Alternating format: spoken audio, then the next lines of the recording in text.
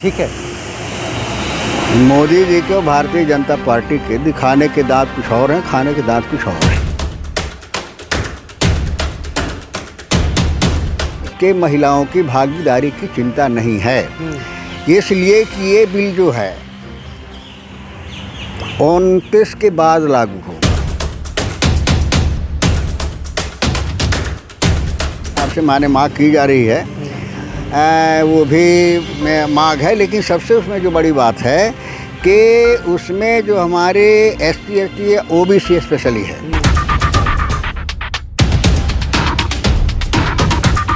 India जो गठबंधन है निश्चित रूप से बहुत सशक्त गठबंधन है, वैचारिक गठबंधन है, और उसे भारतीय जनता पार्टी और मोदी जी घबरा गए।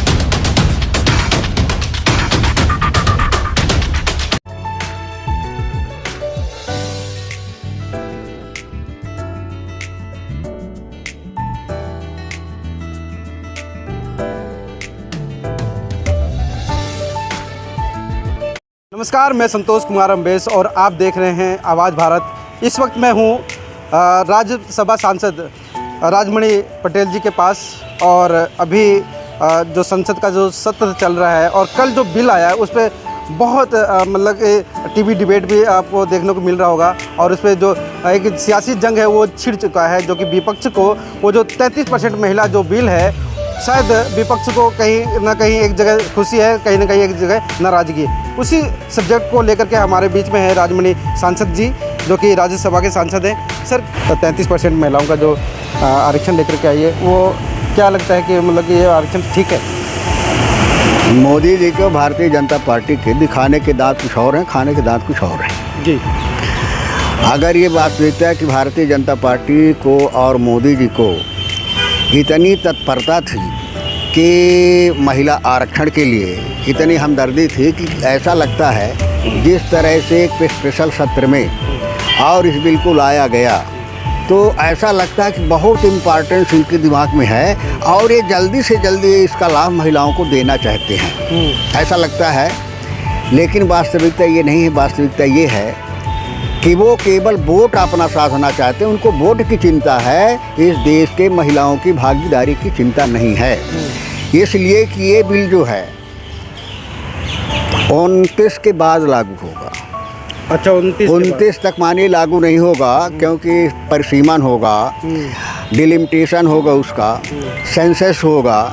जब गिनती हो जाएगी, डिलिमिटेशन हो जाएगा, उसके बाद ये बिल इम्प्लीमेंट होगा। तो जब 29 के बाद होना है तो इतनी तत्परता दिखाने की क्या आवश्यकता थी? आया कि इतनी तत्परता थी, इसके पहले 14 से आप है तो उसके पहले तत्परता नहीं दिखाई, तो 2014 के पहले तत्परता नहीं दिखाई, 2029 के बाद इसको लागू होना है, और आज ऐसी तत्परता दिखा रहे हैं कि कल मोदी जी इसको लागू कर देंगे। तो महिलाओं का हित चिंता कम है और उनको अपने वोट की चिंता है कि मोदी जी एक और इतिहास बना लें कि माने 10 साल पहले ही हमने आरक्षण की बात कहा था, आरक्षण लाए थे, भले 10 साल बाद लागू हो रहा है।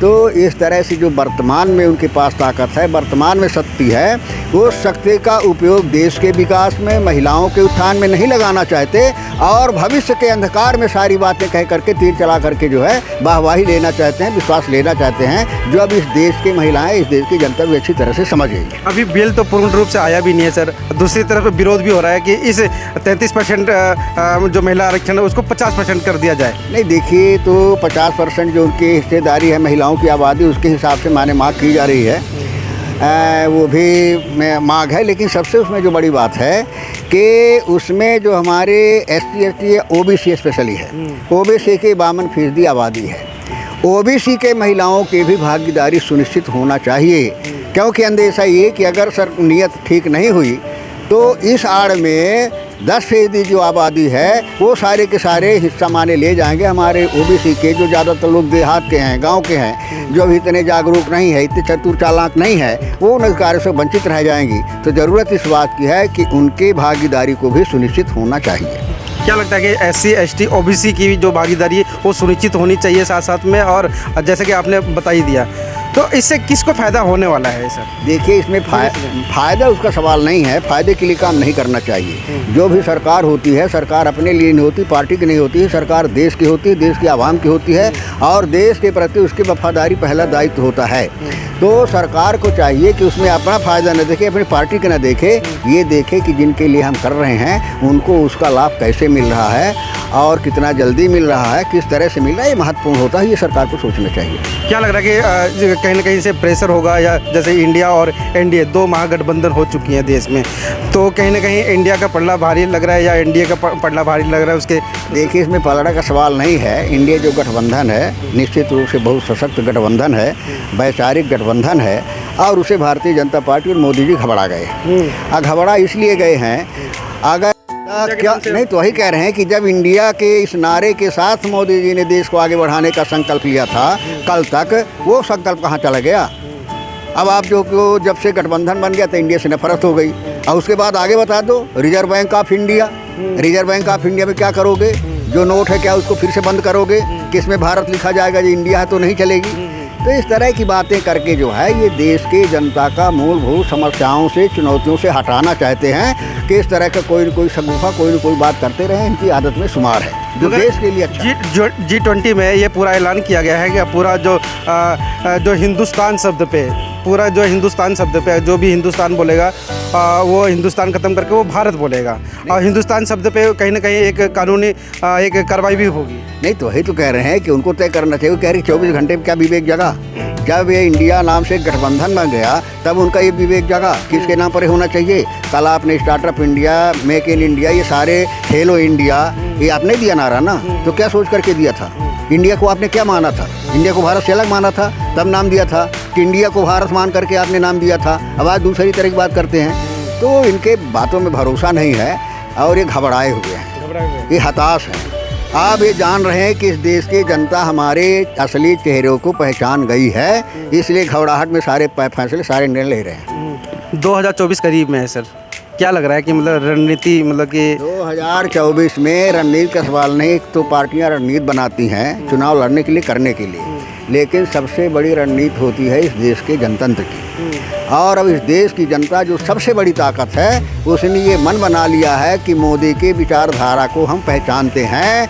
अब मोदी की चाल चलने वाली नहीं है, अब मोदी को पराजय, इंडिया की जय। निश्चित रूप से ये नारा हमारा नहीं है, पार्टी की नहीं, इस देश की जनता का। विपक्ष एक बार एक तरफ ये और मुद्दा बना रही है कि कहीं ना कहीं अगर जैसे ही लोकसभा का चुनाव करीबी आएगा, कोई ना कोई ऐसे बीजेपी ऐसे मुद्दा छेड़ने वाली है जिससे लगता है कि मतलब बीजेपी काफ़ी इमेज हितैषी है। देखिए, इनके चरित्र में है, इनके करैक्टर में है, इनके खून में है कि अपने हित के लिए इनको देश का हित, समाज का हित, समाज का भविष्य दिखाई नहीं देता।